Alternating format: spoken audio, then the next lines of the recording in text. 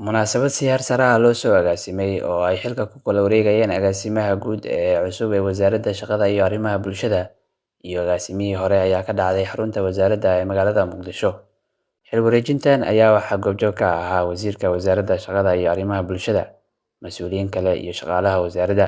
Ugu horeyn, Professor Yuusuf Salaad Warsame oo ah la taliyaha wasaaradda ayaa hadal kooban ka jeediyay, isagoo ka hadlay muhiimadda ay leedahay sii wadista howlaha wasaaradda iyo wada shaqaynta. Anigoo ku hadlaya magaca shaqaalaha wasaaradda iyo arrimaha bulshada, waxaan aad u jecelnahay ama aan jeclahay in aan ku sii sagootino sharaf iyo qiimeyn agaasimiheenii hore ee wasaaradda shaqada iyo arrimaha bulshada, iyo annagoo ku soo dhaweynayna sidaas oo kale agaasimaha guud ee hadda xilka la wareegayo.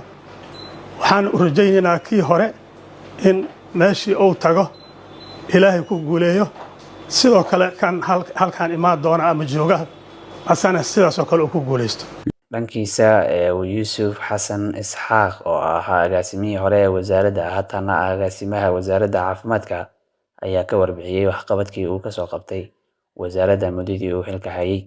waxaan ku faraxsanahay haddaan ka bilaabo financial management-ga wasaaradda. waxaan nadaaminay habeynay maamulka iyo maareynta maaliyadda wasaaradda. waxaa ogtihiin maalinka xafiiska imaanaya wasaaradda wax ka taagnaa. waxaa ogtihiin audit reportadii iyo sport sheegada xafiiskeena yaalay, xitaa akawnada qaar xirnaan oo la isticmaali kari lahayn. maanta waxaan joognaa sida marqaati nool yihiin agaasimaha maamulka iyo maaliyadda agaasimayaasha kale. dhammaan reportadii oo auditka ahaa 2 sano iyo intaan joogay la sameeyay, kulligood wax finance maanta nagu taagan ma lahan. hal report oo maanta finance lagu taagan yahay oo la leeyahay maareynta maaliyadda mase procurement-gii iibka wax ka qaldan yihiin oo finance maanta jir ma lahan. reportan wada clean waay. reportan waxay saaran yihiin miiska agaasimaha guud, waxaan u keeni doona agaasimaha maamulka iyo maaliyadda iyo dadka mashaariicda ka shaqeeyo. waxaa kaloo jiray wasaaradda waxaan ku metelinay shirar caalami ah, heshiisyo caalami ah, wasiirada saxiixa aan qayb ka ahayn oo dhammaantooda maanta meel fiican wada marayaan. marka hore gudaha laga shaqeynaa marka wasaaradda imaanaya, laakiin maanta waxaa u gudubnay in ilaa iyo banaanka heshiisyo caalami lala galo si dad badan oo shaqo la'aan ah dalka shaqo abuur loogu sameeyo, shaqo u helaan. wasiir Saalim hogaamintiisa ugu mahad celinayaa, aad u dardargeliyay intii hortuu joogay 5 bilood aad wasaaradda wada joognay, si wanaagsan oo wada shaqeynay. runtii qof oo khibrad u leh maamulka wasaaradda iyo wasaaradaha oo dhan oo wax badan ka soo shaqeeyay institutionka dawliga ah. waxaa kaloo u mahad celinayaa ra'iisul wasaaraha xukuumadda federaalka Soomaaliya oo runtii igu aaminay wasaarad ka shaqo badan, ka baaxad weyn, ka culeys badan wasaaradda aan joogay. waxaa u arkaa runtii promotion ama dalacsiin dawladdeena ii garatay in igu dalacsiiyo wasaarad kale igeeyo. waa u mahad celinaya ra'iisul wasaaraha asigana, ururka shaqaalaha Phase 2 iyo hay'adaha nala shaqeeya, hay'adaha caalamiga iyo deeq bixiyaasha, dhammaan cid walbo oo nala shaqeynaysa inta wasaaradda agaasimaha guud ka ah waa u mahad celinayaa.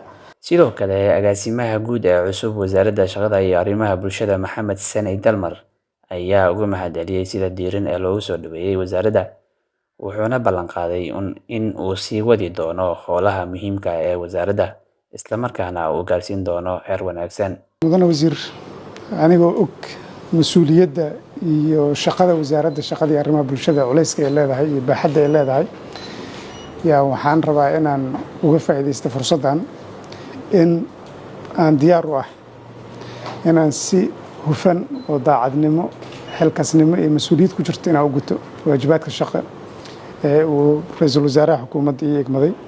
ugu dambeyn, wasiirka wasaaradda shaqada iyo arrimaha bulshada Mr. Saalim Cali Ibraahim oo si rasmi ah xilka ugu kala wareejiyay labada agaasime ayaa ugu mahad celiyay agaasimihii hore ee wasaaradda shaqadii uu soo qabtay, halka agaasimaha cusubna uu soo dhaweeyay isagoo ka rajeeyay in si hufan oo daacadnimo leh u guto waajibaadka horyaala. waxaan ku faraxsanahay inaan goobjoog ka noqdo xil wareejinta u dhaxaysa agaasimihii hore iyo agaasimaha guud. agaasimihii hore waa ku mahadsan yahay, sida fiican ila soo shaqeeyay intaan joogay. wasaaradda shaqeynayso howl fiican soo qabto waa ugu yimid.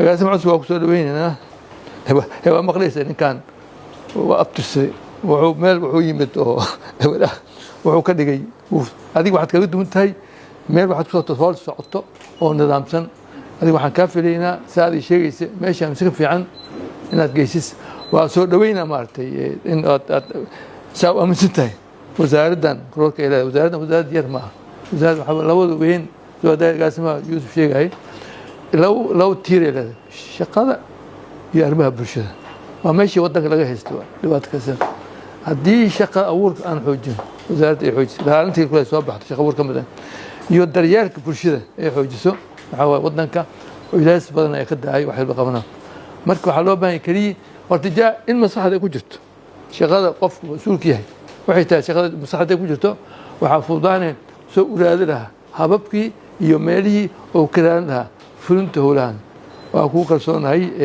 warbixintaan kaa helay nin shaqo jecel inaad tahay hadda afkaada ka tiri ku ballan qaatay waxaa la jeynaa fulis inta fadhida taliyaasha odayaashan kulle dad waxaa diyaar u ah inay kula shaqeeyaan waay ay kula shaqeeyaan ku fududeeyaan munaasabadda ayaa kusoo ilaatay jawi wanaagsan iyo safgarad iyadoo si rasmi ah loo kala dhammaystiray wareejinta